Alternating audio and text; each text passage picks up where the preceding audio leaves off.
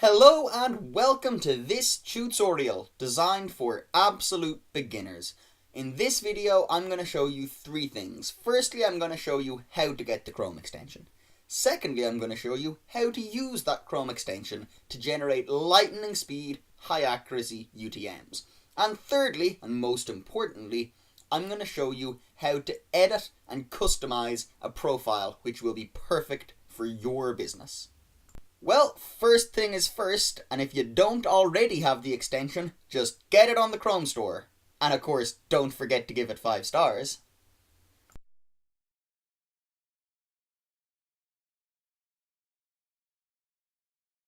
Okay, now let's use this extension to actually make some UTMs.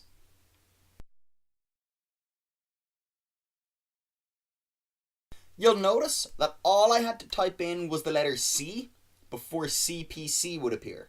That's because this template can remember things that have been typed into it. I'm sure you've seen your Google search bar do that in the past, and it is a real time saver. The website that we're on as we use the extension will form the base of the output UTM.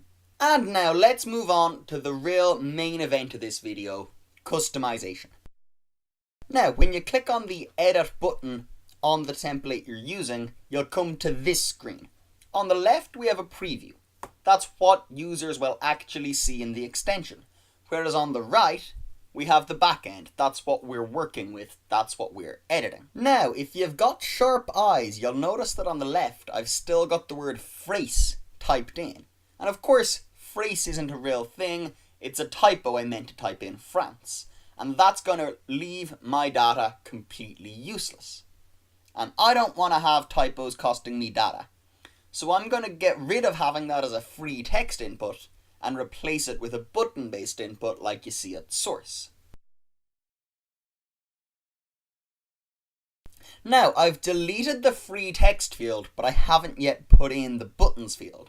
And that's why if you look at the preview, there's currently nothing there.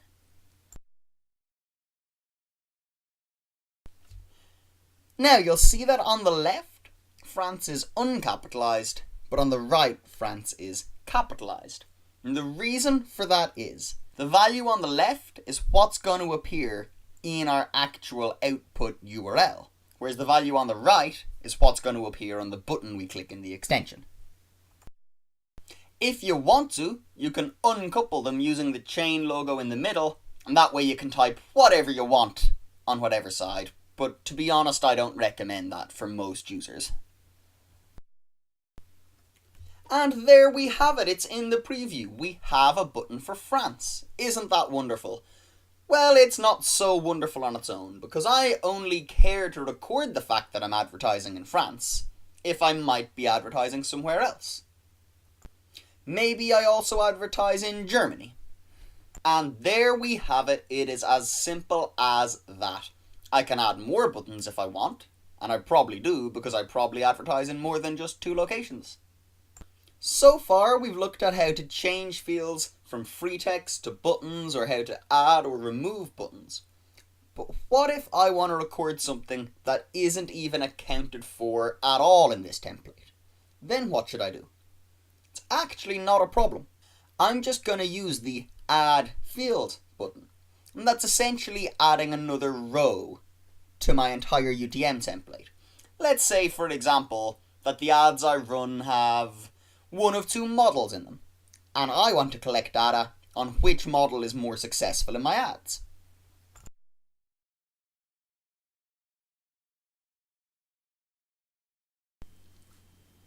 There we have added a new field to our template with 2 buttons in it. Easy as pie. So let's quickly talk about these free text fields. They have the big advantage of flexibility. You can type what you want in them and you're not constrained by buttons. Of course, the downside is that they're slower and you might make mistakes typing things in. The suggestions you can have with them, perhaps learning from past things that have been typed in, can serve as a nice way of getting the best of both worlds. Let's talk quickly about Google Analytics, because that's something that your business probably uses. Now, Google Analytics will take UTMs that have 5 pieces of information in them, and it's always the same. But what if you want to record more than just those 5 bits of data. That's actually not a problem. You just have to use a special trick that we call concatenation. And the thing about concatenation is you just record 2 pieces of information under one heading. You just cram the extra data in there. In this example, we're recording 2 pieces of information under the campaign heading. We're also recording 2 pieces of information under the content heading. Now, when you're concatenating your information like this, it's really important to be careful about the order that they're going to go into the UTM. Under our campaign heading, it has Germany followed by the date. Now, if you were putting these in manually, the old-fashioned way, there's always a risk you'd get them the wrong way around, and that's going to ruin your data. Of course, with our product, this happens automatically and in the same way every time. In the editing menu, you can see and even move around which data points will get concatenated to which headings. So, let's recap. We've got the extension, we've used it to make some high speed, high accuracy UTMs, and best of all, we've learned about customization. We've learned how to add fields to the UTM, how to remove them, how to add buttons, take buttons away. We've learned about free text inputs and button inputs, and finally, we've learned about concatenation. Now, you're still not a fully qualified expert in our software. It has a couple more tricks up its sleeve. In fact, you can build these incredible logical behaviors into it using something called tests and actions. But frankly, that's for another video. In the meantime, if you have any questions at all, send them to the address on screen and we would love to help you out. Have fun experimenting, have fun tagging, and thanks for watching.